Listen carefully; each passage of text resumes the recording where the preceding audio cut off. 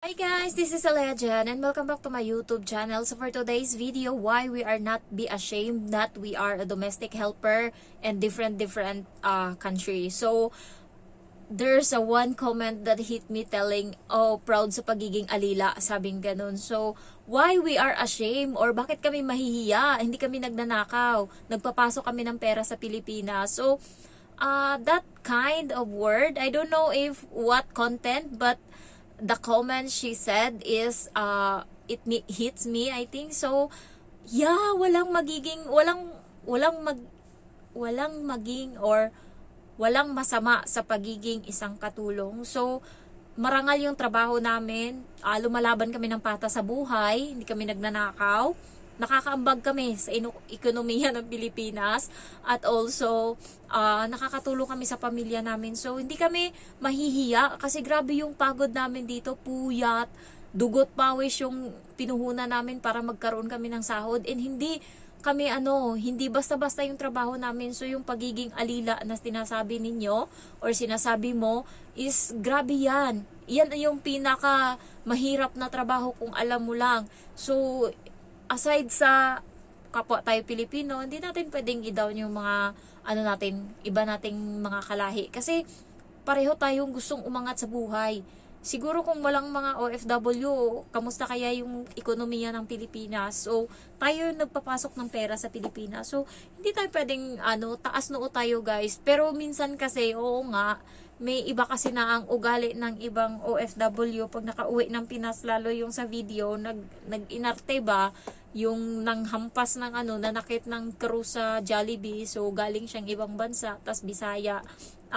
Ewan ko, anong hanas niya, siguro mental lang siya, yun, nang nanakit siya. So yun yung parang minsan nakaka-degrade din yung ibang ginagawa ng mga Pilipino ba, hindi natin malahat, pero yun nga, wag nating ikahiya na tayo ay isang OFW. So pag tinatanong ako, ano trabaho mo sa katulong, so at least proud ako. Kahit sabihin mong gantong katulong ako, kung nilalang mo lang yan, para sa akin napakahirap na trabaho yan kasi hindi ako sanay sa ganito. Tapos ang daming mga graduate ng college na nagkatulong kasi ang laki naman talaga ng sahod. Hindi mo yan makukuha sa Pinas, hindi mo yan makukuha. Oo nga, yung trabaho ko sa Pinas, magaan yun. Magkano lang sahod ko? 20 mil. Masaya na ako pag may 20 mil ako. At least dito, wala na akong gagastusin. Yung pagkain ko, sagot ng amo ko, tirahan ko, sabon na lang yung kailangan kong gastusin. Tubig, kuryente, bayad na ng amo ko. So, maiipon ko talaga yung 37,000 ko na sahod, may matitira sa akin dyan, 34. Yan, sabihin natin 34, 33. So, at least kahit papano, linis na yun sa Pinas. Sabihin natin, hindi ka nga katulong. Kwentahan tayo kasi nagtrabaho din ako eh. So, sige, may allowance pa ako noon na maliban sa minimum ko na sahod. May load pa ako. So, sabihin natin 20 milyong sahod ko. Pamasahay ko sa isang buwan is 3,000. Bayad sa bahay, 1,500. Magkano na lang natira? Pagkain pa ngayon, pamasahe ko pa. Merienda pa ngayon. Saan ka pa dyan? Tubig, kurente. Masaya na ako pag may natira sa akin na 10,000 or mga 8,000 sa buong buwan. Tapos, bibili ka pa. Masaya na ako dati pag nagkaroon ako ng isang damit, kahit cotton on lang yan or kahit ano pa yan. Ngayon, yung pinapangbahay ko dito, Giordano, yung pinapangbahay ko dito, Poma, diba? So, wag niyong inaano, kasi mas matino naman kami ngayon, diba?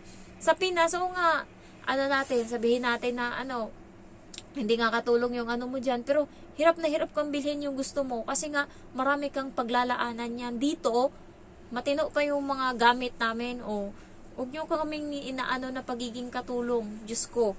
Hindi nyo alam yung pinagdadaanan namin dito, mentally, emotionally, physically, ayan. So, kapag nakakarinig ako ng ganyan, napipikon ako, kasi, lalo yung mga taga Middle East, tapos, makakarinig ka ng, katulong lang naman yan dun sa sa Middle East, katulong lang naman yan sa mga Arabo, ganyan. So, tumitikwas yung kilay ko, pakialam mo, mas may pera pa yan sa'yo, parang, ang baba ba ng tingin sa atin ng pagiging katulong, pero kung iisipin, ang rangal ng trabaho natin, hindi tayo nanluloko ng kapwa, hindi tayo nanglalambang, hindi tayo nang i-scam, tayo pa yung tumutulong. Pagka kung ano-ano, may reunion dyan sa school, o diba, tumutulong kung sino man yan. Ang pinupuntahan lang naman nila, mga OFW, kung may mga kabatch silang abroad, pag nag-alumni sila, paambagin nila, o totoo yan, real talk. Ganun yung ginawa sa akin, nagulat ako, di kami ka-close, inad ako, para daw yun sa alumni.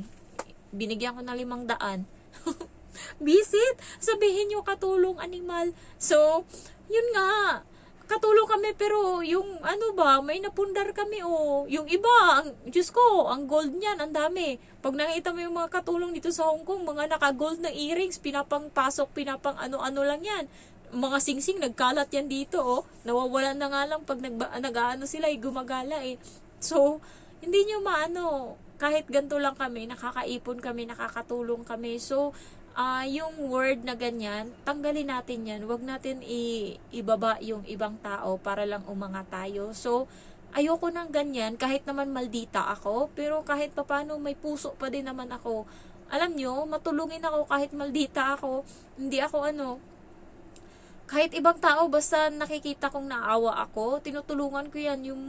Yung mga damit ko nga, binibigay ko yan pag umuwi akong probinsya, tapos may nakita ako, ay mabait ito sa akin, ay ano to, kahit isusubok ko, nabigay ko pa yan sa kanya, sige sa'yo na yung damit ko, kahit gustong gusto ko yung damit na yan. Anong nakaraan? Pinost ko lang yung damit na yun ano yun? H&M, yung nag-dragon's back ako, yung green, ano yun hindi siya mainit ba sa katawan. Tapos, meron kaming bisita sa bahay kasi lamay yun. Tapos napatawa niya ako, tuwang-tuwa ako sa kanya. Ginawa ko, binigay ko yung damit ko. Sabi ko, ayan, sa'yo na yan kasi napatawa mo ako So, yung act of kindness, hindi mo kailangang manakit ng iba para lang maano mo na lamang ka. So, yung mga basher, minsan, yun din yung nakakasira ng mental health. Ako siguro, hindi lang siguro masira yung mental health ko kasi wala na. Parang sa dami ng pinagdaanan ko sa buhay, yung, andun na yun sagarin mo man ako, hindi mo ako mapipiko, hindi mo ako hindi mo ako mapapa-depress, ganyan. Ay nako, kulang sa akin yan. Kasi ang dami ko ng pinagdaanan Lahat-lahat na. Kaya yung mga ganyan, hindi. Pero pag ibang tao yung sinabihan mo yun yan, hindi natin alam kung ano yung magiging epekto sa kanila. Baka nga, ito yung parang isang sa kanila na nagbuboost ng sarili nila na, abroad siya, ganyan. So, pati ba naman yun, nakawin mo na, sabihin mo, katulong lang naman sa ibang bansa, ay puta, manahimik ka dyan. Hanggat nandyan ka sa Pinas, wala kang improvement sa buhay mo. Yun lang yun. Kahit kaming sa abroad, may chance pa kami kasi pwede kaming mag-cross country, pwede kaming maganyan. Mamaya makapag-asawa kami ng afam isa din yan sa mga makakapag-ahon sa amin sa kahirapan. Huwag niyong inaano-ano. So, naano lang ako doon. Hindi ko lang alam kung subscriber ko siya o hindi. Basta kay sinabi niya, alila daw sa ibang bansa. Parang, alila talaga? Wala na bang ibang word dyan? Alila talaga? As in?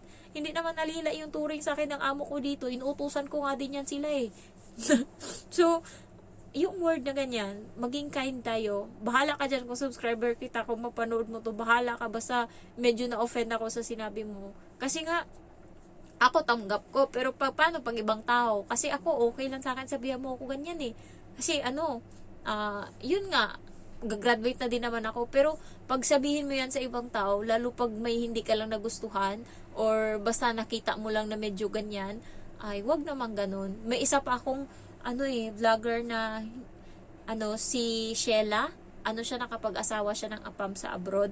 Nandun na siya sa abroad ngayon. Ang dami niyang basher. Hindi ko lang alam kung bakit, pero grabe na yung mga pinangbaba sa kanya. Pag siguro, madidepress yun pagka ganun. Grabe yung mga bashing sa kanya. So, maawa ka na lang kasi masasakit yung mga salita. So, yun nga guys, be kind. Kasi, hindi nyo alam kung yung iba kasi, kunwari malakas lang yan sila, pero sa loob-loob nila, marupok or madali lang matibag ba. Baka yun yung magiging dahilan para kitilin nila yung buhay nila. So, nakakatakot yung ganyan. Kaya, lang tayo, love lang. Kahit ako maldita, basta, alam nyo guys, maldita lang talaga ako. Ganto yung mukha ko kasi, given na to na maldita. Pero, ganyan ako. Unang kita, maldita talaga ako. Pangalawang kita, maldita ako. Pero sa mga sunod, doon na ako nagiging mabait. Sa una, maldita ako. Pagka nakuha mo na yung loob ko, doon na ako mabait. Hindi na kita anuhin. Tapos, parang ano ba, tinitreasure ko talaga yung pagkakaibigan. Ganun ako. Sa una lang akong maldita kasi ayoko munang magtiwala agad. Hindi ako madali matiwala sa tao. Pero pagka tumagal na, ayan, okay na ako parate. So, ano na ba, close na ganyan. So, sa una lang talaga nagsiset ako ng boundary. So, ayun lang guys. Thank you for watching and I love you all. Bye-bye.